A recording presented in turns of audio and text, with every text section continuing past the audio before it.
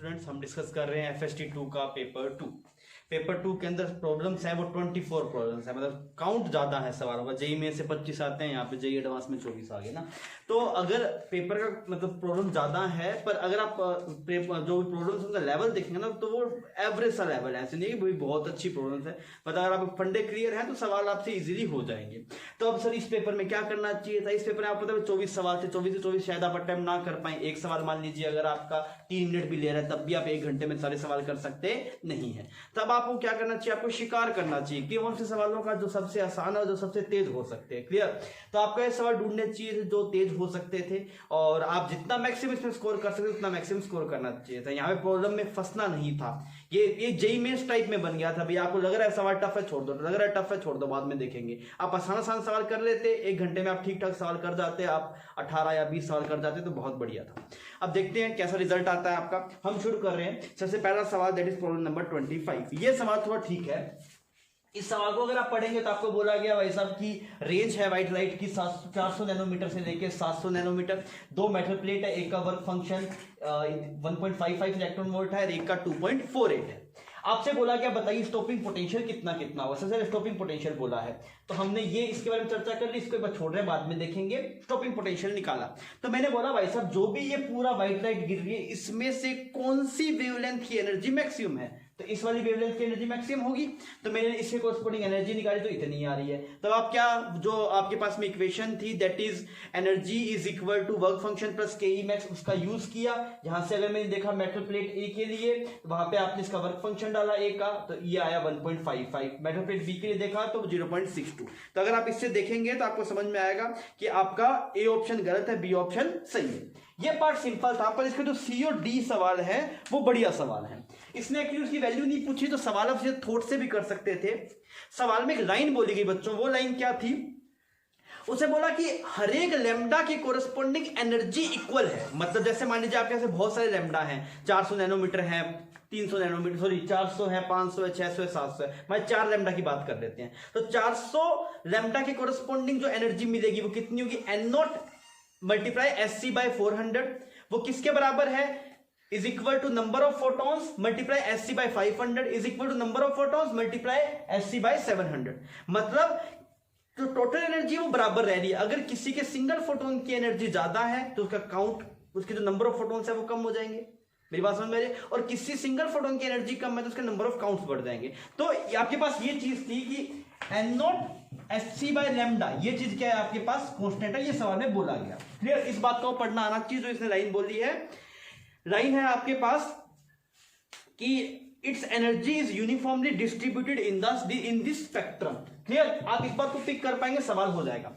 फिर इसने बोला कि जब आपने सैचुरेशन करंट, इसने मेटल प्लेट ए के लिए the light is incident on metal plate A, work function थी सैचुरेशन करंट 6 मिली एम्पियर। इस मेटल प्लेट पे जो आपके पास में जो करंट आ रहा है वो 6 मिली एम्पियर आ रहा है। तो पहले तो मैंने ये चेक किया भाई साहब इस मेटल प्लेट के कोरस्पोंडिंग ये जो फोटोन गिर रहे हैं तो ये फोटोन सारे के सारे फोटोन इसको निकाल पाएंगे? नहीं निकाल पाएंगे। मतलब मैं ये चेक करना चाह रहा हूं इसका जो लैम्डा मैक्सिमम है वो 700 के बाहर है कि 700 से पहले है। मान लीजिए इसका लैम्डा मैक्सिमम होता 500, लैम्डा मैक्सिमम होता 500 जैसा कि दूसरे में आया।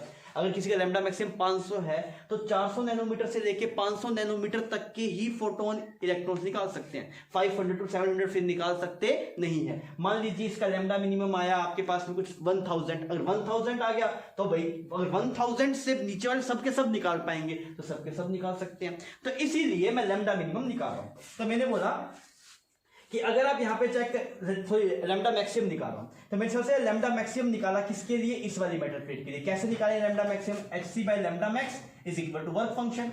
इसके लिए निकाला, सेम इक्वेशन लिखा, ये लैम्डा। इसका मतलब ये हुआ, ढंग से सुनना मेरी बात को, इसका मतलब ये हुआ अगर आपको ए प्लेट से, मेटल प्लेट ए से अगर आपको फोटो इलेक्ट्रॉन एमिट करने हैं तो आपके पास में जो वेवलेंथ होनी चाहिए वो 800 नैनोमीटर से क्या होनी चाहिए? कम। इससे ज्यादा का अगर फोटोन होगा तो वो निकाल सकता नहीं है। पर हम सेफ है बिकॉज हमारे सारे फोटोन 800 से कम है। मतलब इस पे, मतलब इस एनर्जी का, मतलब इस रेंज का हर एक फोटोन जब मेटल प्लेट ए पे गिरेगा तो इलेक्ट्रॉन को निकालेगा। सिमिलरली अगर आप मेटल प्लेट बी के लिए देखा तो उसकी वैल्यू है 500। इसका मतलब क्या है? अगर आप 500 नैनोमीटर से ज्यादा का फोटोन अगर आप लेके आएंगे तो उससे इलेक्ट्रॉन एमिट नहीं होगा। तो इस वाले केस में से ढंग से सुनना बच्चों, इस वाले केस में सिर्फ 400 से 500 नैनोमीटर तक के फोटॉन्स ही इलेक्ट्रॉन्स को एमिट कर सकते हैं। क्लियर? अब आपसे ये बात बोली गई कि बताइए कि अगर ये वाली जैसे इसमें गिरा तो यहाँ पे 6 एम्पियर करंट आया, इस वाले से कितना आया आपके पास 6 मिली एम्पियर आया, तो उसने बोला जब इस पे गिरेगा तो बताओ कितना आएगा। तो मुझे समझ में आया कि यार अगर वैसे देखें तो भाई 100 नैनोमीटर से लेके 500 नैनोमीटर, फिर 600 नैनोमीटर और 700 नैनोमीटर, इसमें जितनी एनर्जी है इस रेंज में उतनी एनर्जी इसमें है और उतनी ही इसमें है। सही है, बिकॉज बोला ना हर एक लैम्डा कॉरस्पॉन्डिंग बराबर एनर्जी है। तो आप ये बोल सकते हैं कि अगर मेटल प्लेट ए पे एनर्जी ई गिरी, मेटल प्लेट ए पे एनर्जी कितनी गिरी आपके पास ई गिरी, तो मेटल प्लेट बी पे जो एनर्जी गिरेगी जिससे इलेक्ट्रॉन एमिट हो सकता है, मेटल प्लेट बी पे वो एनर्जी जिससे इलेक्ट्रॉन एमिट हो सकता है, तो वो एनर्जी कितनी है E/3, बिकॉज 1 2 3 तीन इसमें बांट लिया मैंने, तो इस पे सारी एनर्जी फोटोन निकाल सकती थी, इस पे 1/3 एनर्जी फोटोन निकाल सकती थी। इस वजह से लोगों को लगता है सर 1/3 एनर्जी निकाल सकती थी तो करंट का ही 1/3 कर दो तो 2 मिली एम्पियर आंसर आएगा, ऑप्शन सी। वो करते तो गलत हो जाता है। क्यों गलत हो जाता है? वो गलत इसलिए हो जाता है बच्चों, बिकॉज करंट इलेक्ट्रॉन्स को निकालने के लिए एनर्जी नहीं, हम भी देख रहे हैं कितने नंबर ऑफ फोटोन्स गिरे। अब मेरी बात को सुनना सही ढंग से, अगर तो मेटल प्लेट ए की बात करेगा ना, मेटल प्लेट ए में, तो मेटल प्लेट ए में बहुत सारे फोटॉन्स गिरे जो इस पूरी रेंज में आ रहे थे। क्लियर? अगर आप बात करेंगे मेटल प्लेट बी के ऊपर, तो मेटल प्लेट बी के सिर्फ वही फोटॉन्स इलेक्ट्रॉन को निकाल सकते हैं जो 400 नैनोमीटर से लेके 500 नैनोमीटर तक है। तो मान लीजिए इस पूरी रेंज में टोटल फोटॉन्स थे n0, तो इस पूरी रेंज में टोटल फोटॉन्स कितने थे n0। तो अगर आप बात करेंगे 400 से 500 के बीच में, तो n0/3 होगा या n0/3 से कम होगा, इतना सोच लो आप। पूरे में मान लिया n0, तो आपसे पूछा 400 से 500 में n0/3 से कम होंगे, ज्यादा होंगे, बराबर होंगे। आंसर होगा 400 से 500 नैनोमीटर में अगर आप फोटॉन्स की बात करेंगे तो वो फोटॉन्स का काउंट n0/3 से क्या होगा, कम होगा। क्यों n0/3 से कम होगा? बिकॉज देखिए यहाँ पे एक सिंगल फोटोन की एनर्जी ज्यादा है एज कंपेयर टू 600 to 700।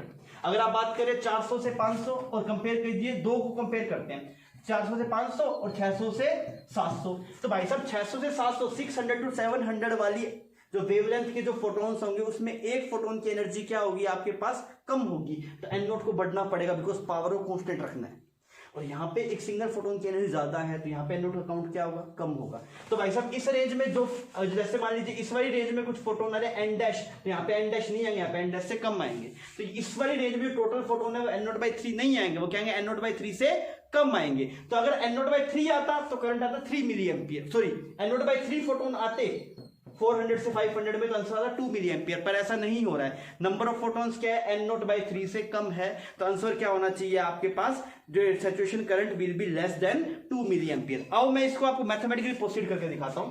वैसे इतने से काम हो जाता है, अपने पूरी इसका पोस्टमार्टम टाइप कर रहे हैं।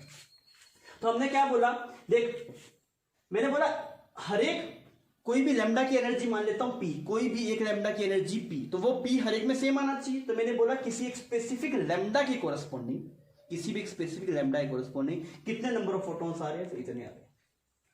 फिर P divide by C lambda, मान लिया एक स्पेसिफिक लैम्डा की एनर्जी P थी। क्लियर? अब मैंने बोला कि छोटी सी विड्थ मान लेता हूं d लैम्डा, पर अगर आप d लैम्डा तक देखेंगे, थोड़ा सा मूव किया, लैम्डा से लेके lambda plus d lambda move किया, तो इतने पोर्शन में तो अगर आप देखेंगे तो n0 मतलब इसका जितना होगा उतना इसके जस्ट पास वाले का होगा।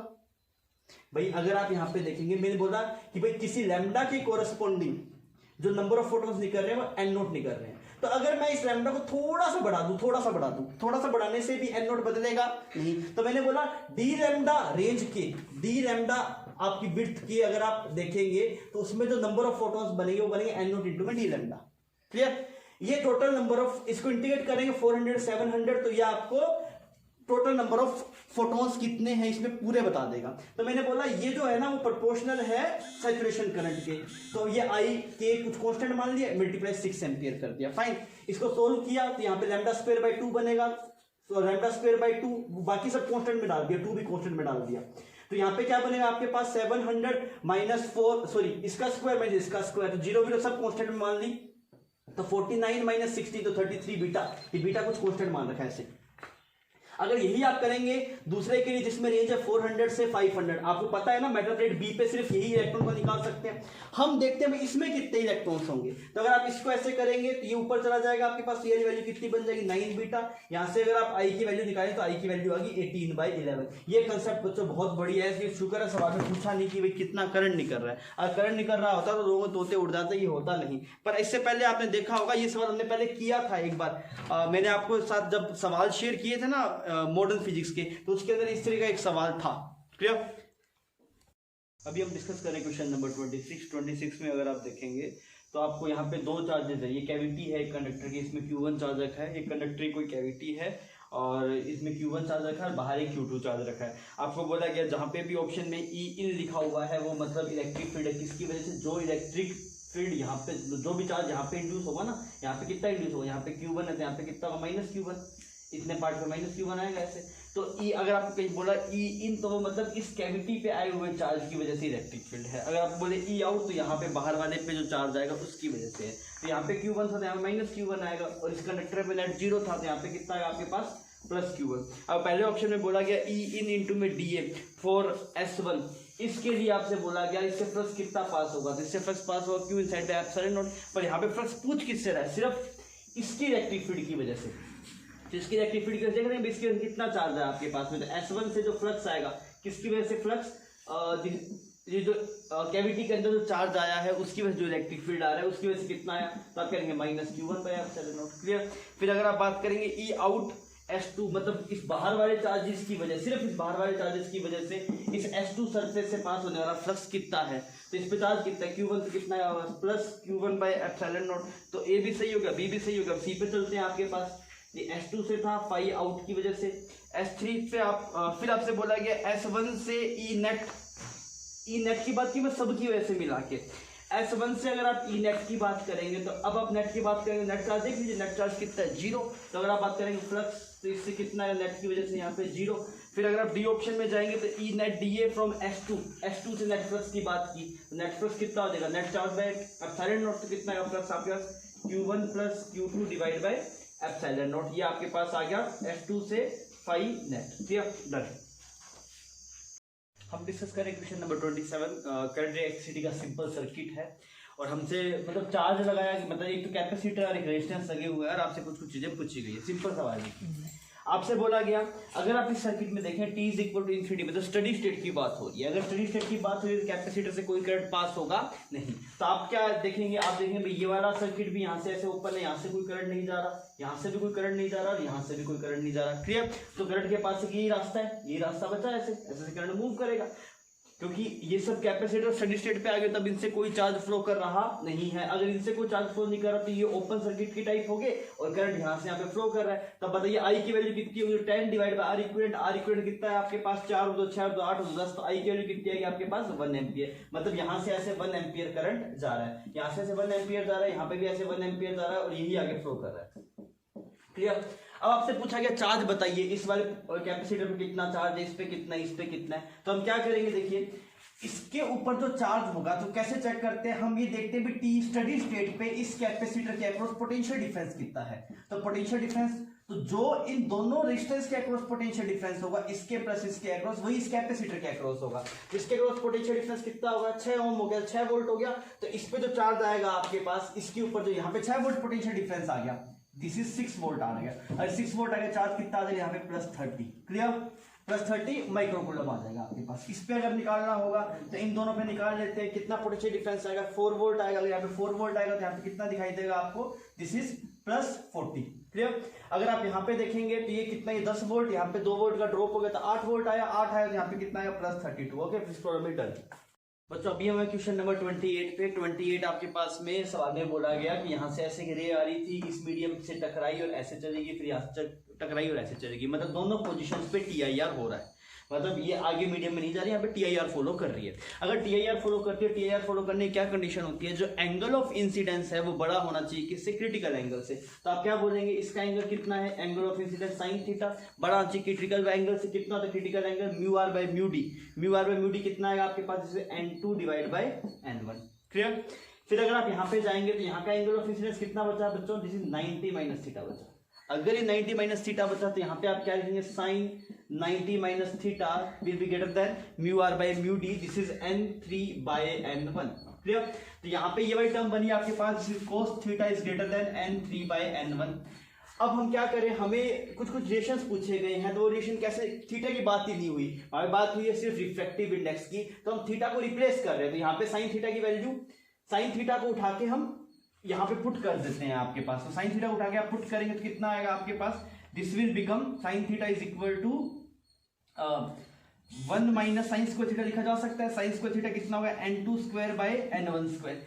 ये इसलिए कर रहे हैं क्योंकि ये बोला गया कि इससे जस्ट बड़ा है, मतलब ये जो एंगल है ना वो क्रिटिकल एंगल से जस्ट बड़ा है, तो आप इसको इसके बराबर ही मान सकते हैं, अप्रोक्सीमेट ये इसके बराबर ही है approximate, this is n2 bye n1। सवाल में बोला गया कि जस्ट क्रिटिकल एंगल से बड़ा है, तो यहाँ पे आपने साइन थीटा की वैल्यू पुट कर दी।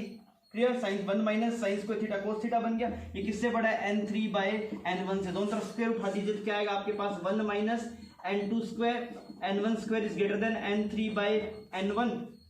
यहां से अगर आप देखेंगे तो ये टर्म बन जाएगा n1 square minus n2 square will be greater than n3 square, यहाँ पे स्क्वायर आएगा आपके पास, is greater than n3 square. तो आपके पास ये रिलेशन बन रहा है। इसको कौन कौन सेटिस्फाई कर रहा है, एक तो सेटिस्फाई कर रहा है बी को लिखा जा सकता है ना, इसको n1 square minus this is n3 ना, n3 का square is greater then n2 का स्क्वायर, बी सही हो गया बच्चों।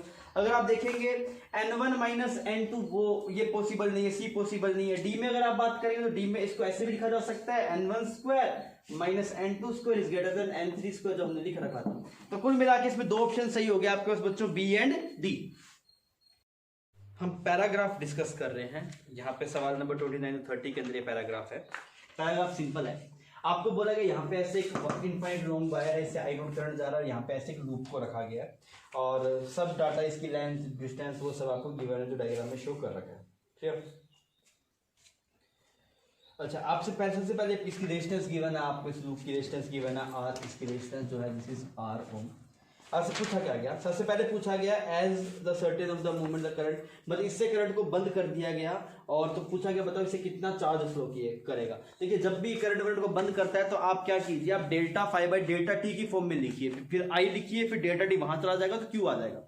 मतलब आप ईएमएफ की एग्जैक्ट वैल्यू मत निकालिए, ईएमएफ लिखिए delta phi by delta T, delta phi निकाल लो, फिर डेल्टा टी को आई में मल्टीप्लाई कर देना वहां पे लेके जाके, तो क्यू आ जाएगा। देखिए सबसे पहले मैंने फ्लक्स निकाला, इससे पास होने वाला फ्लक्स, तो कैसे निकालूंगा फ्लक्स, यहाँ किसी भी पोजीशन पे जाके मैग्नेटिक फील्ड देख लिया, किसी एक्स दूरी पे जाके एक मैग्नेटिक फील्ड देखा, तो एक्स दूरी पे मैग्नेटिक फील्ड कितना है, म्यू आई बाय 2 पाई एक्स, इसमें फ्लक्स कितना पास होगा, दिस इज बी इंटू में डीएक्स, ये बहुत बार किया है तो ये बताने की जरूरत नहीं है वैसे। तो ये mu I not be divide by 2 पाई, ये एल एन ए, इसकी लिमिट्स लगा दी, कहां से कहां तक है, एक्स की वैल्यू एल से लेके ए प्लस एल तक, तो ये वाला सॉल्व हो गया। क्लियर? अब मैंने बोला ईएमएफ क्या होता है, EMF delta phi by delta T. मैं अभी इसको डिफरेंशिएट नहीं कर रहा हूं बिकॉज मुझे पता है भाई डेल्टा टी को उधर लेके जाना आई के अंदर ताकि क्यू मिल सके। तो लिखा आई क्या होता है, ईएमएफ बाय आर, बिल्कुल सही बात। तो ये लिखा ईएमएफ को delta phi by delta T into में आर, ये डेल्टा टी यहां चला गया तो ये क्यू बन गया। क्यू किसके बराबर है, delta phi by R, delta phi value पता निकालना, सॉल्व हो गया। तो पहला आपके पास सॉल्व हो गया, इसका आंसर आ रहा है आपके पास बी। क्लियर? ये सॉल्व हो गया। अगर हम चलेंगे नेक्स्ट में, इसमें इसका नेक्स्ट सवाल है 30 नंबर प्रॉब्लम, उसमें आपसे बोला गया नेट मोमेंटम।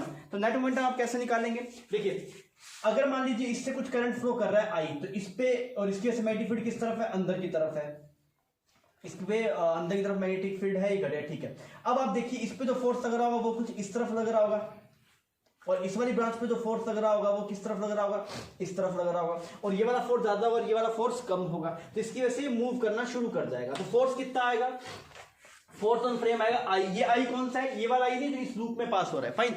आई लेंथ कितनी है बी, और चेंज इन मैग्नेटिक फील्ड यहाँ पे मान लिया आपने B1 और यहाँ पे मान लिया B2।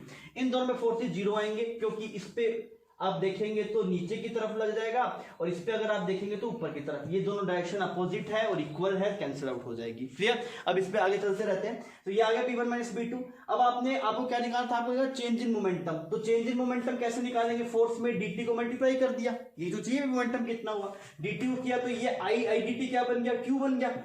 क्यू ये बी सेम का सेम और change in magnetic field, Q को तो हम पहले से निकाल चुके हैं, ये इसको उठा के पूरे को यहाँ पे रख दिया आपने, फाइन। बी की वैल्यू आपने बी को बी लिख दिया, और चेंज इन मैग्नेटिक फील्ड अगर आप लिखेंगे तो यहाँ पे मैग्नेटिक फील्ड निकाला माइनस यहाँ पे मैग्नेटिक फील्ड निकाला, म्यू डाई बाई 2 पाई आर आपने सोल्व किया तो ये वाला आ गया।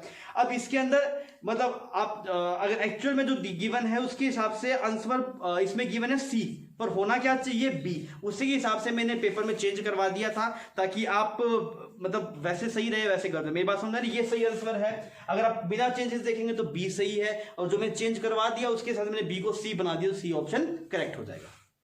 हम पैराग्राफ कर रहे हैं, पैराग्राफ में 2 सवाल है, हम पहला सवाल कर रहे हैं 31, मतलब ये पैराग्राफ ठीक है। इस सवाल में क्या बोला गया, आपको 2 प्लेट्स थी और उनको 3-4 स्प्रिंग से जोड़ा गया, मैंने उसको 1 स्प्रिंग से रिप्लेस कर दिया डायग्राम को सिंपल बनाने के लिए। फाइन, अब क्या ये तो फिक्स है, मतलब यहाँ पे इसको फिक्स कर रखा है, ये रिजिड है और ये 2 प्लेट्स है और इसके बीच में स्प्रिंग लगा हुआ है, इसके बीच की दूरी डी है, इसका सरफेस एरिया कुछ एस है और मास एम है। मेन सरफेस एरिया को ए लिया है क्योंकि हम स्टैंडर्ड ए लेते हैं, बाद में आप ए को एम से रिप्लेस कर देना। अब आपसे बोला गया कि इनिशियली इसके बीच में जो डिस्टेंस थी वो x नोट थी, ये डिस्टेंस कितनी थी आपके पास x नोट। फिर आपने क्या किया, यहाँ पे बैटरी लगाई, बैटरी लगाने के बाद में क्या होगा, यहाँ पे पॉजिटिव चार्ज आएगा, यहाँ पे नेगेटिव चार्ज आएगा, तो ये वाली प्लेट इस प्लेट को अट्रैक्ट करेगी, इसकी वजह से इसके अंदर कुछ कंप्रेशन आएगा, और वो कंप्रेशन आएगा तो वो कंप्रेशन का फोर्स इसके फोर्स के बराबर होगा। कंप्रेशन के ऊपर धक्का मार रहा है, kx जो भी चेंज इन लेंथ है, k इंटू में चेंज इन लेंथ, और वो किसके बराबर आएगा, जो स्प्रिंग इसको नीचे की तरफ अट्रैक्ट कर रही है। तो हमें वो फोर्स बराबर करके हमें इस वोल्टेज की वैल्यू निकालनी है। तो आपको बोला गया जैसे ही आपने बैटरी लगाई ना तो ये डिस्टेंस x1 बन गई, तो मैंने बोला चेंज इन लेंथ कितना आया, तो चेंज इन लेंथ है पहले था x नोट, अब कितना बन गया x1। ये x नोट था जब mg सब बैलेंस आउट हो रहे हैं, तो मेरे को चेंज इन लेंथ आया x नोट माइनस x1। ये किसके बराबर होगा, जो फोर्स ये प्लेट इस पे लगाएगी तो कितना आएगा, वो सिग्मा बाय, इसकी वजह से यहाँ पे ये फाई कितना आता है, इस प्लेट की वजह से, सिर्फ इस प्लेट की वजह से सिग्मा बाय 2 एप्सिलॉन नॉट। बच्चे कंफ्यूज रहते हैं सर कब सिग्मा बाय एप्सिलॉन नॉट, कब सिग्मा बाय 2 एप्सिलॉन नॉट। देख इस एक प्लेट की वजह से यहाँ पे सिग्मा बाय 2 एप्सिलॉन नॉट, इसकी वजह से सिग्मा बाय 2 एप्सिलॉन नेट होता है सिग्मा बाय एप्सिलॉन नॉट। हम क्या बात कर रहे हैं, इस प्लेट की वजह से यहाँ पे ये फाई, इसकी वजह से यहाँ पे सिग्मा बाय 2 एप्सिलॉन नॉट आएगा ना, मल्टीप्लाई क्यू, तो इस पे फोर्स आ गया ये। अच्छा सिग्मा को लिखा आपने क्यू बाय ए, तो ये क्यू बाय ए लिखेंगे तो क्या बनेगा, ये this is become Q by A ना, तो ये बने Q square by 2a epsilon naught. Clear. अच्छा Q को क्या लिखे, Q की वैल्यू क्या है, V की टर्म में Q is equal to CV, तो Q को लिखा CV।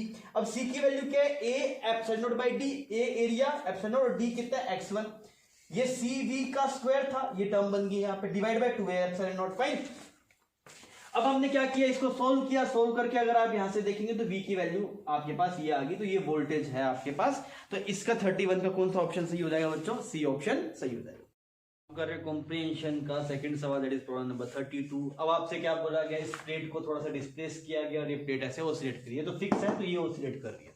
आपसे पूछा गया बताइए इसकी एंगुलर फ्रीक्वेंसी कितनी होगी, तो आप सुनना कैसे किया ना, बढ़िया सवाल है। 2 तरीके से कर सकते हैं आप, एनर्जी मेथड से भी कर सकते थे, आप स्प्रिंग की एनर्जी लिखिए, इसके अंदर एनर्जी लिखिए, उसे डिफरेंशिएट किए, उससे भी आ जाएगा। मैंने फोर्स मेथड से किया है, एनर्जी थोड़ा ईजी हो जाता है, मैंने फोर्स से किया इसको। अब हमने क्या किया, इसको थोड़ा सा डिस्प्लेस किया x, अगर आपने x डिस्प्लेस किया तो हम देख रहे हैं चेंज इन फोर्सेस कितने में, रिस्टोरिंग फोर्स कितना है, रिस्टोरिंग फोर्स, तो स्प्रिंग का एक्स्ट्रा फोर्स बना kx, स्प्रिंग का एक्स्ट्रा फोर्स कितना बना kx, और इसके पास आने की वजह से जो इलेक्ट्रोस्टैटिक फोर्स एक्स्ट्रा आया, एक्स्ट्रा की बात कर रहा हूं मैं सिर्फ, मैं टोटल नहीं लिख रहा, तो स्प्रिंग का फोर्स तो पहले जो था ही, जैसे x नीचे आया तो एक्स्ट्रा कितना आया kx, नीचे की तरफ स्प्रिंग आया, मतलब इसको ऐसे नीचे की तरफ आया, स्प्रिंग ऊपर की तरफ फोर्स आया कितना kx। क्लियर, और ये ज्यादा फोर्स से खींचेगा, अब की बार कुछ नया आएगा ना, तो मैंने बोला अब जो नया इलेक्ट्रोस्टैटिक का फोर्स आया वो कितना है, मान लीजिए कुछ F final minus F initial, तो यही तो हुआ चेंज इन फोर्स। हम यहाँ पे भी चेंज ही लिखा, तो यहाँ पे भी चेंज ही लिखना पड़ेगा। मेरी बात समझ में आ रही है भाई, इसको पास लेके आने से इसका फोर्स कुछ अट्रैक्टिव फोर्स बढ़ गया होगा, तो हम देख रहे हैं कितना बड़ा है, हमें वो देखना, कितना है वो नहीं देख रहे, हम क्या देख रहे हैं कितना चेंज हुआ। तो यहाँ पे स्प्रिंग का फोर्स kx चेंज हुआ, और ये कितना चेंज हुआ, F final minus F initial, जो पहले था और x नीचे लेके आने के बाद वाले को F फाइनल बोला, और जो पहले था वो F इनिशियली। कौन सा फोर्स है, इलेक्ट्रोस्टैटिक फोर्स, जो ये प्लेट इस पे लगा रही है। तो हमने लिखा ये change in force in spring और ये change in force due to this plate on this, clear, is equal to ma। अब देखना F फाइनल लिखा, F फाइनल कितना होगा, इस पे फाइनल चार्ज कुछ Q मान लेते हैं, इस पे कुछ मतलब सिग्मा कुछ फाइनल चार्ज डेंसिटी, यहाँ पे कुछ Q फाइनल चार्ज, तो फोर्स कितना आएगा, इसकी वजह से ये five sigma bye 2 epsilon into में Q, यहाँ पे ये जो सिग्मा और Q है ये फाइनल चार्जेस है, अब जो x डिस्प्लेस करने के बाद आएगा। क्लियर। F इनिशियल कितना था, F इनिशियल था, या तो फोर्स ना लिख के हम x की फॉर्म में लिख रहे हैं बिकॉज आंसर x की फॉर्म में है, तो इनिशियल फोर्स कितना था, वो था k x not minus x। इससे पहले हमने देखा ना आपने, वो किसके बराबर था, x नॉट माइनस x के बराबर था, तो हमने उसको क्यू की फॉर्म में ना लिख के स्प्रिंग के फोर्स की फॉर्म में लिखा है, is equal to M A. हमने इसे सोल्व किया, इसको क्यू की फॉर्म में लिखा, इसको सिग्मा को लिखा क्यू बाय ए, तो क्या बचा Q square by 2a epsilon not minus ये सेम का same is equal to M A. Fine, अब यहाँ पे क्यू की वैल्यू पुट की, क्यू का फोर्स सीवी होता है, तो सी की वैल्यू कितनी बनेगी a epsilon not by D, पर डी कितना होगा x1 माइनस एक्स, आप x नीचे लेके आए ना, तो मैंने लिखा a epsilon not by D, पूरे का स्क्वायर था, ये a एप्सिलॉन नॉट से ये साफ हो गया, तो स्क्वायर बच के ऐसा एक्सप्रेशन बन गया, ये इंपॉर्टेंट टर्म है।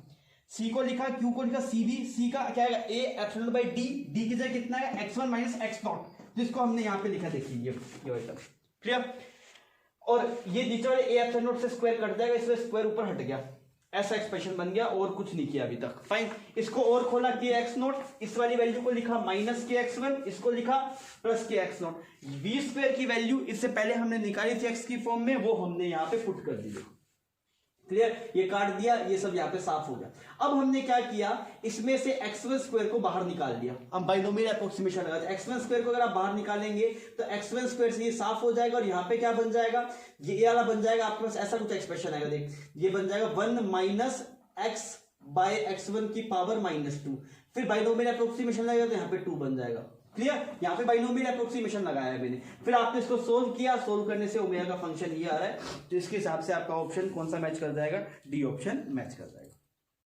अब बच्चों अभी हम डिस्कस कर रहे हैं कॉम्प्रिहेंशन, जिसमें दो सवाल है 33 और 34, ये तीनों कॉम्प्रिहेंशन में सबसे इजी कॉम्प्रिहेंशन है।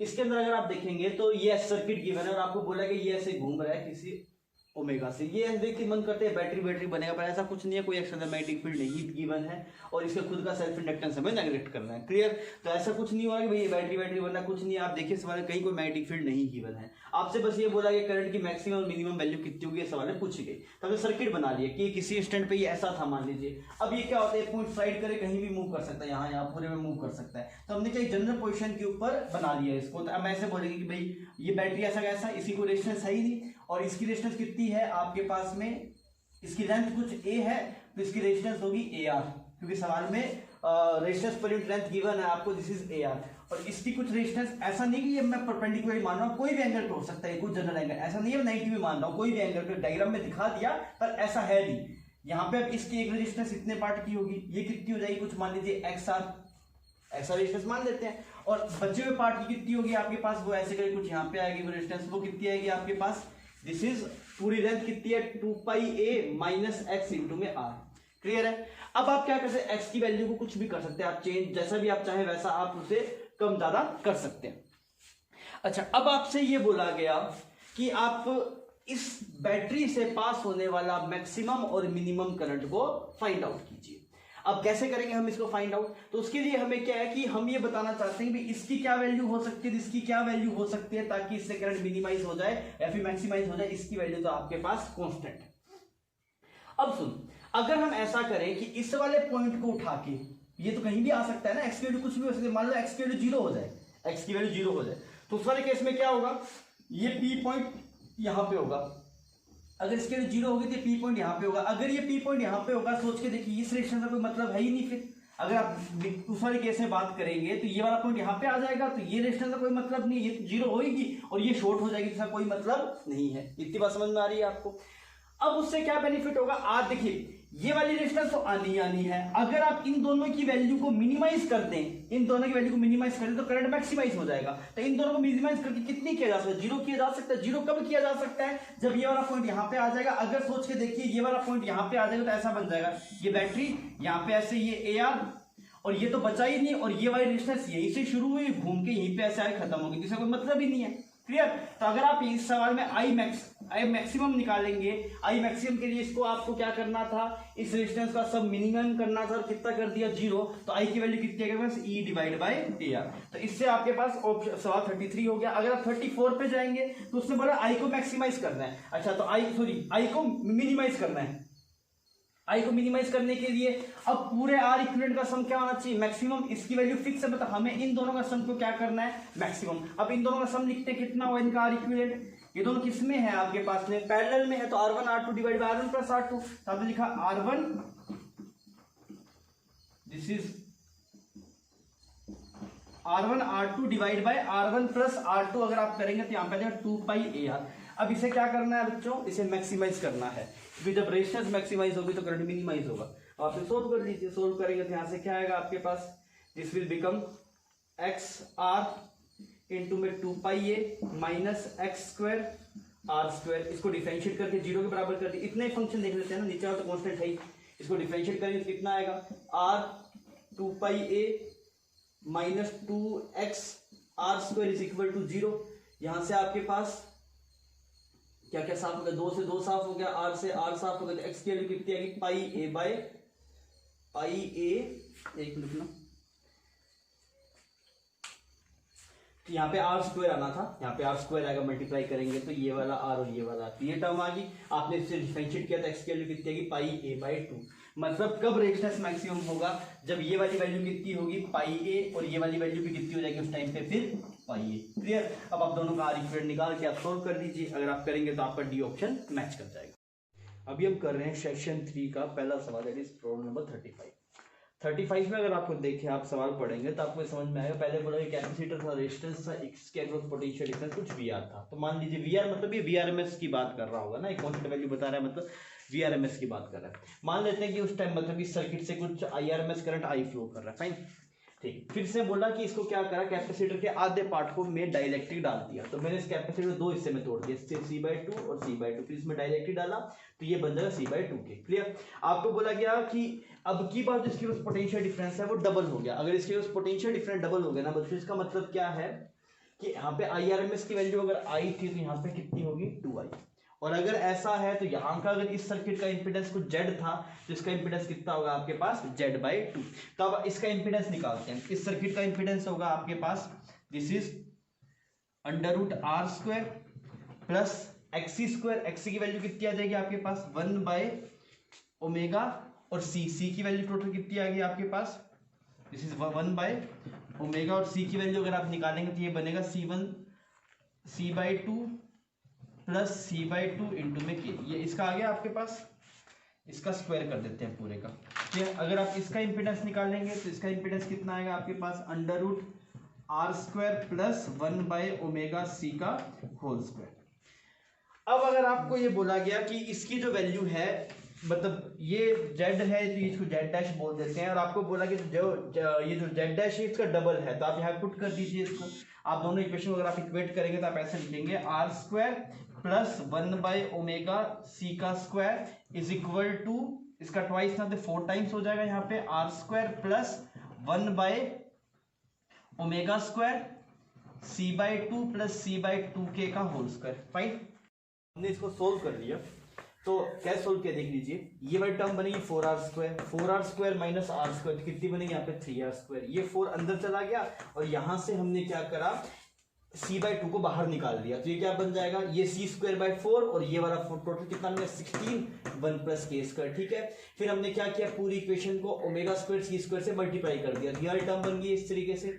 फिर अगर आप देखेंगे तो हम इसको इस वाली टर्म को इधर लेकर चले गए, ये इधर रह गया आपके पास। अगर आप इसे आगे प्रोसीड करेंगे यहाँ पे, फिर यहाँ पे इसका रूट लिया, k1 को इधर भेज दिया, तो ऐसा एक्सप्रेशन आ रहा है। अगर आप इसमें देखेंगे तो यहाँ पे m की वैल्यू 4 है, n की वैल्यू 3 है, तो आपका आंसर कितना आ गया, 7।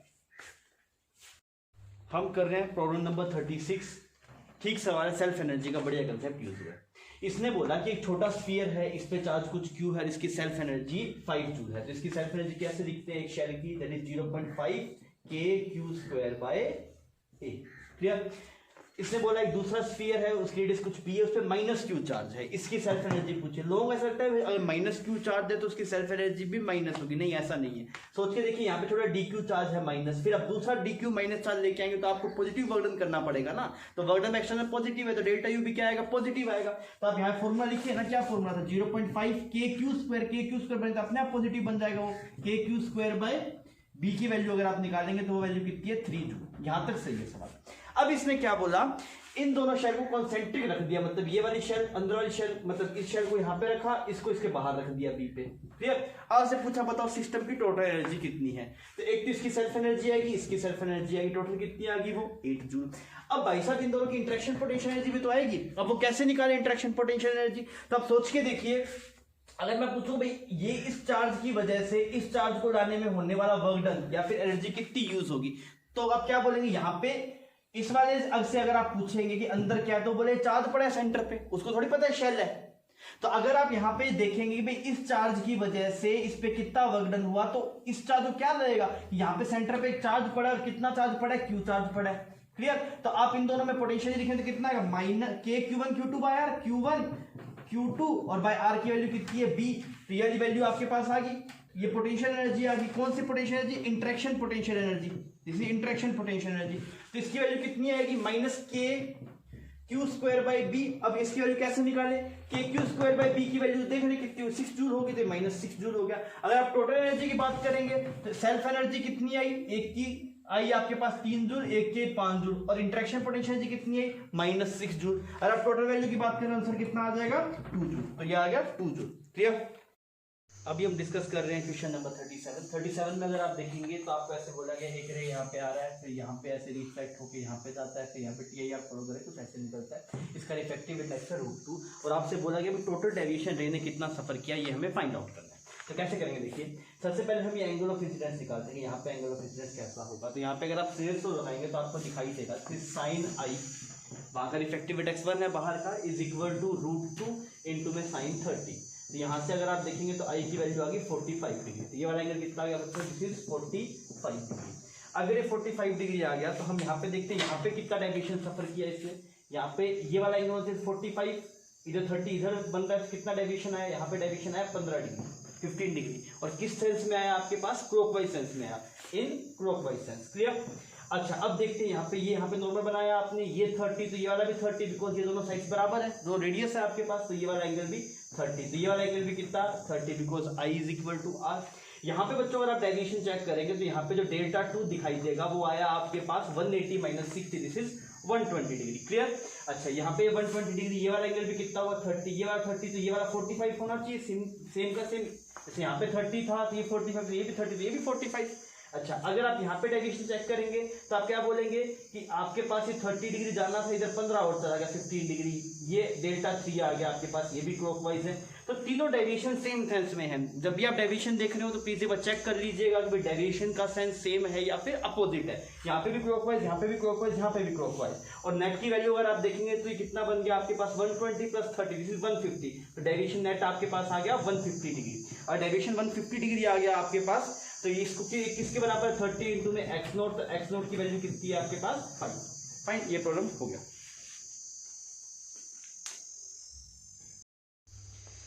अभी हम बात कर रहे हैं 38 नंबर प्रॉब्लम की। अगर आप 38 नंबर प्रॉब्लम की आप बात करेंगे तो ये सिंपल सर्किट है, मतलब एक गेम की तरह है, ये सिंपल ही होते हैं सवाल।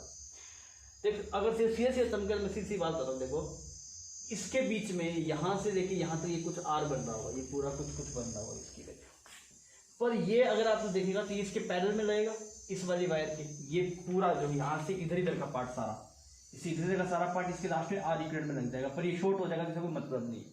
इसका मतलब ऐसा भी इतनी डिस्टेंस कोई मतलब ही नहीं है, ये फालतू डिस्टेंस है। क्योंकि देख वापिस सुन ले मेरी बात, ये पूरा इसे कुछ आर इक्वलेंट बनेगा तो क्या होगा, इसके पैरेलल में ऐसे एक आर इक्वलेंट बन जाएगा, पर वो तो शॉर्ट है तो वो कोई काम का नहीं है, खत्म होगी बात। अगर आपको ऐसे आप करके देखें, आप करके देख लीजिए, फिर आपको समझ में आएगा। जैसे बताता हूँ, ये 6 और 3 कितने हो गया, अगर दोनों पैरेलल में है तो ये 2 ओम बन गया, 6 और 3 18 और 2, ठीक है, ये 2 और ये 8 हो गया यहाँ पे, ये फिर 8 और फिर देखिए ये इसका पूरे का वैल्यू बनेगी 8 ओम, ये 8 ओम देखेंगे। अच्छा इसकी वजह से यहाँ पे ऐसे 8 ओम लगा हुआ है तो वो तो शॉर्ट हो गया, कोई मतलब नहीं है इसका, इतने पार्ट का मतलब नहीं। फिर आप देखेंगे सिमिलरली करते करते अगर आप आएंगे तो यहाँ तक आपको दिखाई देगा इसके इतने पार्ट का कोई मतलब ही नहीं है, फालतू है, ये यूं दिया हुआ सवाल है, ठीक है। तो इतना पार्ट है इसको आप देख लीजिए, तो ये दोनों आपके पास पैरेलल में है, तो आपके पास ऐसा सर्किट बन जाएगा, this is 1 ohm, 1 ohm, this is 3 ohm, और यहाँ पे ये वाली वैल्यू कितनी आ रही है आपके पास 6 ओम। क्लियर। तो इसकी वैल्यू और इसकी बैटरी की वैल्यू है 36 वोल्ट, तो ये वाली की वैल्यू कितनी आ गई 2 और ये 4, तो कितना करंट आएगा डायरेक्टली बता सकते हैं क्या, तो आई की वैल्यू कितनी आ जाएगी 9 एम्पियर आ जाएगी ना, ये 2 हो गया, ये 4 हो गया, तो यहाँ सॉल्व करेंगे इसकी वैल्यू कितनी आ गई आपके पास 2 एम्पियर, सॉरी 9 एम्पियर। फाइन, ये प्रॉब्लम खत्म हुआ।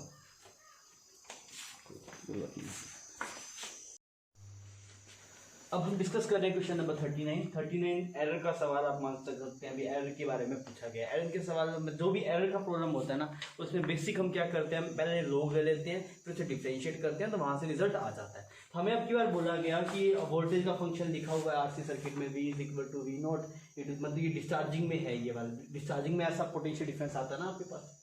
अब आपको बोला गया एरर बताना है, आपको वोल्टेज में कितना एरर है, ठीक है। तो एल लिया हमने, तो मैंने बोला ln V = ln V0 - d/RC, इतना सही, ठीक। अब इसे क्या करते हैं, इसे डिफरेंशिएट करेंगे, डिफरेंशिएट करेंगे क्या बनेगा, dV/V, यही हमें निकालना है। ये कांस्टेंट है, इसका डिफरेंशिएशन 0 हो गया, टाइम कांस्टेंट है, टाइम को टाइम पड़ा रहने देते हैं। अब इसका डिफरेंशिएशन करते हैं, तो पहले अगर आप C को हम बख्श देते हैं, R का डिफरेंशिएशन कर देते हैं, कितना बनेगा, ये 1/r², यार प्लस हो जाएगा आपके पास में, और यहाँ पे dr आ जाएगा, क्लियर। R का किया था।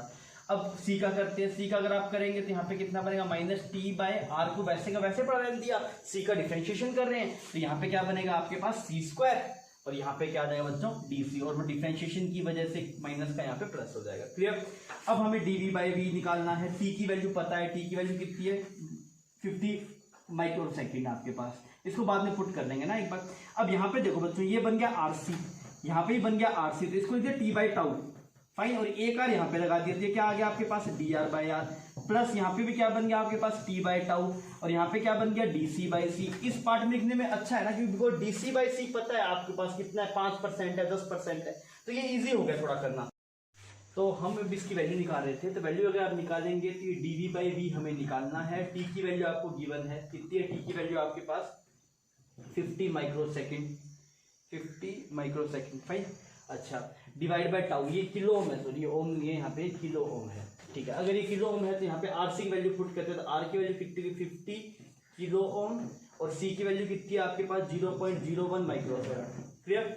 यहाँ से अगर आप देखें तो dr/r कितना आएगा आपके पास, dr/r का परसेंटेज आपके पास है 5%, और dc/c की परसेंटेज कितना है आपके पास, 10%, क्लियर। अगर आप ये सोल्व करेंगे, माइक्रो ने माइक्रो को मार दिया, 50 ने 50 को मार दिया, और यहाँ पे ये वाली वैल्यू आपके पास आ गई, dV/V = ऊपर 100 आ गया, नीचे आपके पास 1000 आ गया, और ये कितना आ गया आपके पास बच्चों, दिस इज 15% आ गया, तो ये 2 0 इससे साफ होगी, और तो dV/V की वैल्यू आ गई 15 इसका भी 100 आएगा, नीचे 1000 आ गया आपके पास। आप इसे ऐसे कर दीजिए, this will become 5/200, this will become 3/200 आ गया, और आपको ऑप्शन में बोला गया इसको p/200 के फॉर्म में लिखा गया, और p/200 के फॉर्म में अगर आप लिखेंगे तो p की वैल्यू कितनी आएगी आपके पास, 3 आ जाएगी, फाइन। अभी हम डिस्कस कर रहे हैं question number 40। Question number 40 simple है, पर इसको एक अलग फॉर्म में दिखाया गया है ना। आपसे बोला गया ये एक स्फीयर है, और ये कंडक्टिंग स्फीयर है, और इसमें एक वायर के थ्रू ऐसे करंट आ रहा है, फिर यहाँ से ऐसे आउट हो रहा है। ये बात समझ पा रहे हैं, एक फुटबॉल ही इमेजिन कीजिए, फुटबॉल के एक एंड से करंट आ रहा है, इस वाले एंड से करंट निकल रहा है। अब क्या हो रहा होगा ना, ये करंट ऐसा नहीं है कि भाई एक स्पेसिफिक लाइन में, ये डिफरेंट, जैसे इस स्फीयर के हर एक सरफेस से जा रहा होगा, अलग अलग लाइन से जा रहा होगा, कभी कोई ऐसा कर्व से के थ्रू जा रहा है, कभी ऐसे स्ट्रेट लाइन जा रहा है, कुछ जा रहा है, पर टोटल करंट सबसे अगर आप मिला के देखें तो कितना जा रहा है, 1 एम्पियर। अब मैं आपको ये बता रहा हूँ कि मान लीजिए कि करंट है ना, कोई ये वाला रास्ता पकड़ रहा होगा, ऐसे करके, ऐसे यहाँ पे कुछ I1 करंट जा रहा होगा, फिर यहाँ से ऐसे कुछ करके ऐसे I2 जा रहा होगा, सिमिलरली, मेरी बात समझ में आ रही है। और इन सबका I का सम अगर आप देखें तो कितना बनेगा, 1 एम्पियर। तो ये दिक्कत हो रहा है, मतलब कहाँ से करंट जा रहा है सर, कैसे समझेंगे, तो ज्यादा उलझन है नहीं वैसे। अगर तो एक बात को समझ सकता है कि ये मान लीजिए कोई भी मतलब इमेजिनरी वायर है, आपको याद होगा जब कोई इमेजिनरी वायर से करंट पास होता है I, और अगर आपको उससे फोर्स निकालना होता है तो हम क्या करते हैं, उस वायर की जगह हम उसके एंड पॉइंट को ज्वाइन कर लेते हैं, ऐसा करते हैं यूनिफॉर्म मैग्नेटिक फील्ड में। यहाँ पे भी यूनिफॉर्म मैग्नेटिक फील्ड है, तो आप कोई भी 2 लूप समझो, यहाँ से शुरू होगा, कोई भी वायर होगी तो यहाँ से शुरू होगी, यहाँ पे खत्म होगी, तो आप क्या कर सकते हो, उस इमेज कोई भी शेप की वायर को आप इससे रिप्लेस कर सकते हैं। सभी वायर को ऐसे रिप्लेस कर सकते हैं जो कि इस स्फीयर पे बन रही होगी। मतलब मैं क्या कर रहा हूं, करंट का कोई पाथ होगा ना, उसको हम एक वायर मान रहे हैं, तो ऐसे स्फीयर में बहुत सारी वायर बन जाएगी, और सब वायर को इस वायर की इक्विवेलेंट माना जा सकता है। किसी में I1 करंट जा रहा है, किसी में I2 जा रहा है, सबका सब I है, तो हमने मान लिया ऐसी बहुत सारी वायर को खाली इस वायर से रिप्लेस किया जा सकता है। तो हम मान लेंगे कि सिर्फ यही एक वायर है, तो इसकी लेंथ कितनी होगी आपके पास, R की वैल्यू √2 है, तो ये √2R होगा, तो ये लेंथ कितनी हो जाएगी बच्चों, ये हो जाएगी 2 मीटर। अगर ये 2 मीटर आपके पास होगी, करंट की वैल्यू पता है आपको 1 एम्पियर, तो आप फोर्स क्या लिखेंगे, फोर्स होता है ILB, IL क्रॉस भी सब परपेंडिकुलर है, इस वजह से हम नहीं लिख रहे, सीधा डायरेक्टली ILB यूज कर रहे हैं, होता IL क्रॉस B है। तो I की वैल्यू कितनी है आपके पास, 1 एम्पियर, L की वैल्यू कितनी है 2, और मैग्नेटिक फील्ड की वैल्यू कितनी है आपके पास मैग्नेटिक फील्ड सवाल में गिवन है 2, तो कितना आ गया आपके पास 4 न्यूटन। क्लियर, सवाल खत्म हो गया। पर हम ये देखते हैं डायरेक्शन किस तरफ आएगा फोर्स का। तो बताइए, करंट ऐसे जा रहा है तो करंट की तरफ फिंगर्स की, आशीर्वाद किसको दिया, मैग्नेटिक फील्ड को, थंब किस तरफ आ रहा है, इस तरफ, तो फोर्स किस तरफ लग रहा होगा आपके पास, इस तरफ फोर्स लग रहा होगा। क्लियर, तो ये प्रॉब्लम खत्म हुआ। हम कर रहे हैं प्रॉब्लम नंबर 41। 41 में आपको क्या बोला गया, 3 लूप्स हैं, 1 2 3 लूप बनाए गए और आपको बोला गया कि di1/dt is equal to di2/dt is equal to di3/dt। ऐसा केस है, इन दोनों में करंट की डायरेक्शन सेम है, इसमें करंट की डायरेक्शन अपोजिट है। आपसे बोला गया कि इस वाले के अंदर जो नेट ईएमएफ इंड्यूस हुआ, लूप 2 में नेट ईएमएफ इंड्यूस हुआ वो कितना है, 0। अब भाई साहब लूप 2 में जो ईएमएफ इंड्यूस होगा किस किस वजह से हो सकता है, इसकी म्यूचुअल इंडक्टेंस की वजह से हो सकता है, इस वाले की भी म्यूचुअल इंडक्टेंस की वजह से, इसकी भी म्यूचुअल इंडक्टेंस की वजह से हो सकता है। क्लियर, और खुद की सेल्फ इंडक्टेंस की वजह से हो सकता है। क्लियर, तो दो इसकी म्यूचुअल इंडक्टेंस, इसकी म्यूचुअल इंडक्टेंस, दो म्यूचुअल इंडक्टेंस की वजह से और एक खुद की सेल्फ इंडक्टेंस की वजह से।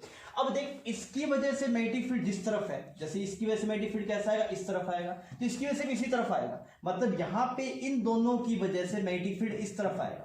तो इसकी वजह से अगर म्यूचुअल इंडक्टेंस m होगी तो इसकी वजह से m ही होगी, बिकॉज सब जो डिस्टेंसेस हैं, रेडियस है, सब सिमिलर है। मतलब अगर इन दोनों की पेयर की म्यूचुअल इंडक्टेंस कुछ m है तो इन दोनों पेयर की म्यूचुअल इंडक्टेंस कितनी होगी आपके पास, m होगी। क्लियर, अब मैंने लिखा फ्लक्स, तो नेट फ्लक्स कितना आएगा, m i1 plus m i3। इतना सही है, दोनों में जुड़ा, बिकॉज इसकी वजह से मैग्नेटिक फील्ड इस तरफ और इसकी वजह से मैग्नेटिक फील्ड इस तरफ, और इसकी वजह से मैग्नेटिक फील्ड है वो इस तरफ है, तो यहां पे क्या आएगा, -L/I2।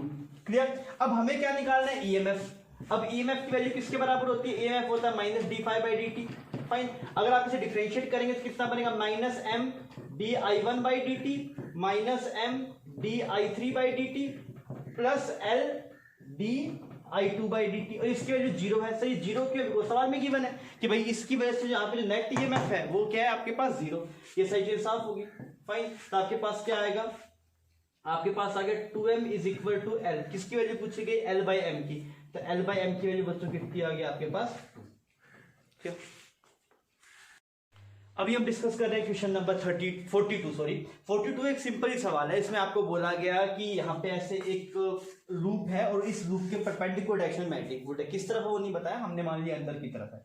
सवाल में लूप गिवन था, रेडियस गिवन थी, उसकी रेजिस्टेंस गिवन थी और मैग्नेटिक फील्ड गिवन था जो कि लूप के परपेंडिकुलर था, लूप के सरफेस के, मतलब जो लूप का प्लेन है उसके परपेंडिकुलर था। अब आपसे सवाल में बोला गया कि जब इस मैग्नेटिक फील्ड की वैल्यू 0 हो जाती है तो बताइए कितना चार्ज फ्लो कर जाएगा। तो ऐसा सवाल हमने क्लास में किया हुआ है। तो इस सवाल में आप क्या करेंगे, आपको पता है कि जैसे ही यहाँ पे मैग्नेटिक फील्ड चेंज होगा तो इससे फ्लक्स चेंज होगा, इससे फ्लक्स चेंज होगा तो इसमें ईएमएफ आएगा, और ईएमएफ आएगा तो इससे क्या पास होना शुरू हो जाएगा, करंट पास होना शुरू हो जाएगा, और करंट के कॉरस्पॉन्डिंग चार्ज निकाला जा सकता है। अब देखिए कैसे करते हैं। हमने बोला ईएमएफ कितना आया, तो ईएमएफ का फॉर्मूला आता है ΔΦ/ΔT या फिर dΦ/dt, कुछ भी आप लिख सकते हैं।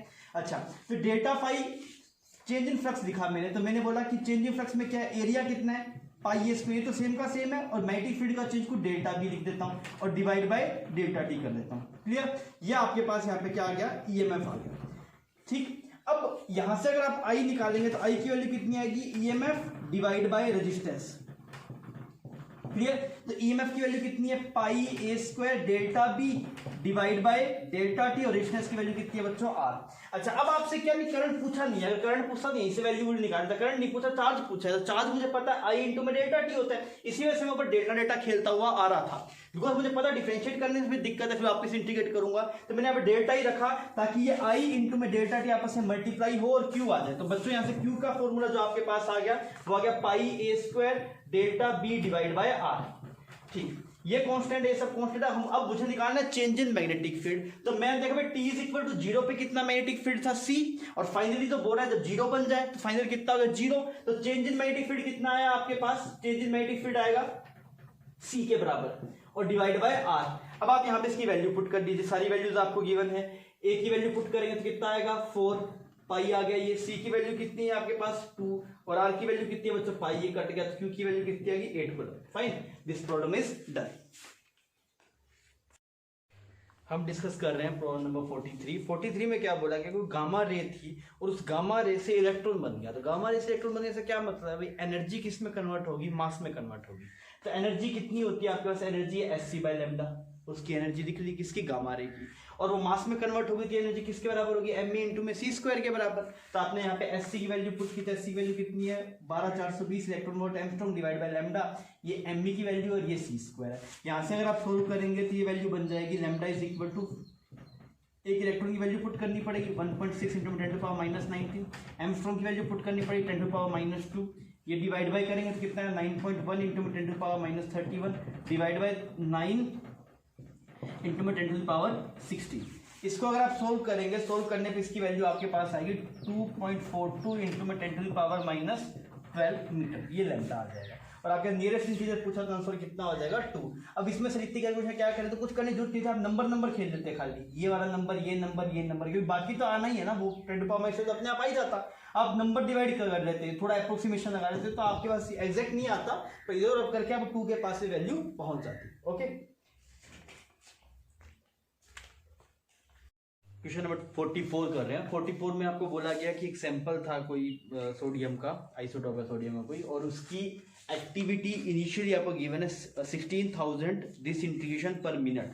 तो 60 वो एक्टिविटी क्या थी, dN/dt को बोलते हैं, is equal to lambda N, और ये कितना है आपका 16,000 disintegration per minute divide by centimetre cube. इसका टी हाफ है 15 हाफ। फिर क्या हुआ, इस सैंपल को, ये जो सैंपल था आपके पास में, इसको एक ह्यूमन बॉडी के अंदर इंजेक्ट किया गया उसके इंजेक्शन के थ्रू, और आपको बोला गया कि वहां से एक सैंपल उठाया गया ब्लड का, कितने का 1 सेंटीमीटर क्यूब का, और उसमें जो आपको एक्टिविटी दिखाई दी, एक्टिविटी dN/dt, वो कितनी दिखाई दी आपको 0.8 dpm डिसइंटीग्रेशन पर मिनट पर सेंटीमीटर क्यूब। 1 सेंटीमीटर क्यूब का सैंपल उठाया था, तो ये आ गया आपके पास। क्लियर। अब ये हुआ ना, जैसे आपने बॉडी को में इंजेक्ट किया, इंजेक्ट करने कितने टाइम बाद, 30 मिनट बाद में।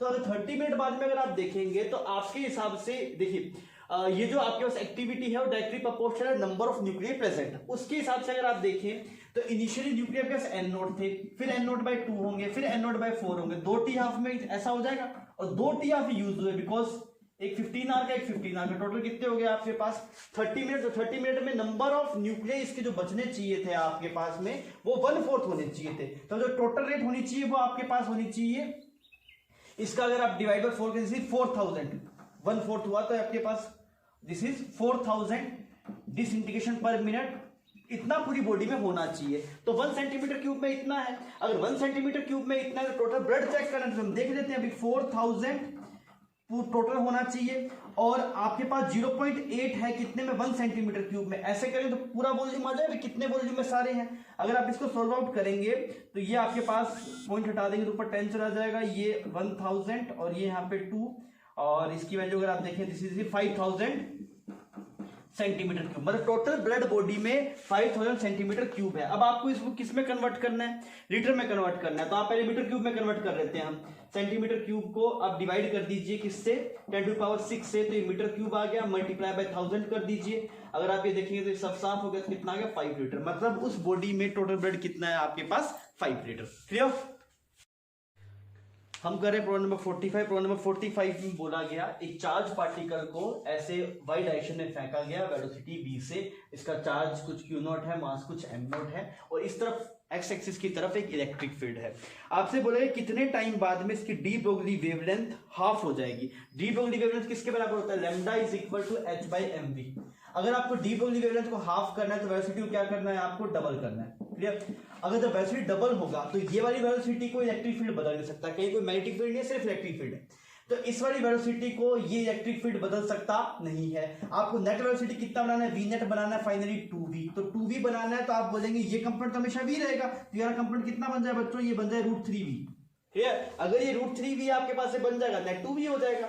अब √3v बनने में क्या लिखेंगे, √3v, v is equal to u plus at, initial velocity horizontal direction में 0, तो ये 0, a की वैल्यू कितनी e/m, सॉरी चार्ज कितना है आपके पास q नॉट e/m इंटू में t, तो t की वैल्यू कितनी आ गई आपके पास √3mv divide by q not e। तो यहां से अगर आप देखेंगे तो आपके पास p की वैल्यू आ गई बच्चों 3। क्लियर। हम डिस्कस कर रहे हैं क्वेश्चन नंबर 46, और 46 में आप देखेंगे तो YDSC का स्क्रीन के मतलब सीट्स के आगे कोई स्लैब लगाने वाला कंसेप्ट है। सिंपल सवाल है। सवाल में पहले इसके 2 केसेस बनाए गए। पहले केसेस में 2 स्लैब लगाया गया, एक यहाँ पे और एक यहाँ पे, दोनों का रिफ्रैक्टिव इंडेक्स सेम है, ये सवाल में बोला गया। और आपको बोला कि यहाँ पे जो सेंट्रल मैक्सिमा होता है जहाँ पे, वहां पे अब क्या फर्स्ट मिनिमा मिल रहा है, तो मैंने लिखा पाथ डिफरेंस। तो पाथ डिफरेंस कितना आया, इसकी वजह से आएगा म्यू t1 माइनस t1, इसकी वजह से आएगा म्यू t2 माइनस t2, ये पाथ डिफरेंस आ गया। अच्छा, ये पाथ डिफरेंस किसके बराबर होगा, फर्स्ट मिनिमा है तो लैम्डा बाय 2 के बराबर होगा। यहाँ पे से इसमें मैंने म्यू माइनस 1 कॉमन निकाल लिया, तो ये एक्सप्रेशन बन गया लैम्डा बाय 2 का। क्लियर। इस वाले केस में आपको क्या बोला गया, ये दोनों स्लैब्स को एक साथ एक ही स्लिट के सामने रख दिया, दूसरी स्लिट के सामने कोई स्लैब नहीं है, तो यहाँ पे एक्स्ट्रा पाथ कितना आएगा, और बोला गया इस वाले पॉइंट पे अब सेकंड मैक्सिमम मिल रहा है, ठीक है, तो यहाँ पे पाथ डिफरेंस 2 लैम्डा के बराबर आएगा। तो पाथ डिफरेंस लिखा जाए, तो पाथ डिफरेंस लिखा तो कितना बना, म्यू t1 प्लस t2 इतना आ गया, माइनस t1 माइनस t2, और ये किसके बराबर होगा आपके पास, 2 लैम्डा के बराबर होगा। यहां से अगेन आपने बाहर निकाल लिया t1 प्लस t2 को, ये एक्सप्रेशन बन गया। अब आपको किसकी वैल्यू निकालनी है, आपको वैल्यू निकालनी है t2 बाई t1 की, तो दोनों में डिवाइड मार देते हैं, दोनों में डिवाइड मार दिया आपने 1 और 2 को, तो म्यू माइनस 1 साफ हो जाएगा आपके पास। यहाँ पे बनेगा t1 plus t2 divide by t1 minus t2 is equal to, ये वाली वैल्यू कितनी है आपके पास, आपने पहले इसको किया 2 लैम्डा और ये बन गया 4। क्लियर। अच्छा, वैल्यू किसके है, t2 बाई t1 के लिए क्या बना, 1 plus x 1 minus x is equal to 4। यहां से अगर आप सोल्व करेंगे तो एक्सप्रेशन बनेगा 4 minus 4x is equal to 1 plus x, तो इसकी वैल्यू आपके पास आ गई, this is 3 is equal to 5x, तो x की वैल्यू कितनी आ गई, 3/5। तो 3/5 आपको बोला कि ये x/10 के बराबर है, तो यहाँ पे आपके पास x की वैल्यू कितनी आ जाएगी, मतलब सवाल में ये बोला गया कि ये एक्सप्रेशन कोई अननोन वेरिएबल, मान लो कुछ y फाइंड आउट करना है डिवाइड बाय 10 के, तो y की वैल्यू कितनी है बच्चों आपके पास, दिस इज बिकम 6, तो आंसर आ गया आपके पास 6। हम कर रहे हैं प्रॉब्लम नंबर 47 में आपको कुछ मतलब ये कुछ RLC सर्किट है AC का, उसके बारे में बातचीत है।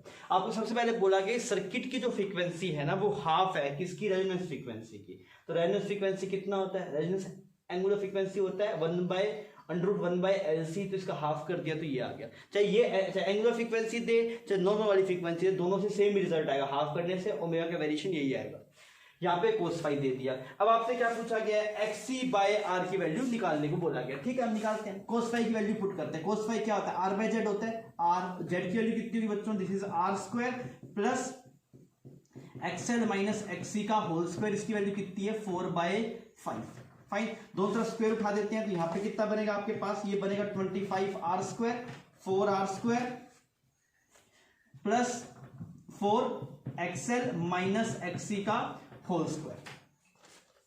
तो यहां से ये वाली वैल्यू कितनी आ गई आपके पास, ये वाली वैल्यू आ गई 16, दिस इज बिकम 16 ना, दिस इज बिकम सॉरी यहां पे स्क्वायर उठाएंगे तो ये बनेगा 16, ये बनेगा 16, स्क्वायर करेंगे तो 25 और वहां पे वो 16 बन जाएगा। फाइन, यहाँ पे ये वैल्यू आएगी 9R² 16 XL माइनस XC का होल स्क्वायर। यहां से आपको क्या मिलेगा, यहां से मिलेगा R divide by XL minus XC की वैल्यू कितनी है आपके पास 4/3, इधर लेके स्क्वायर था रूट कर दिया, ये वाली टर्म बन गई।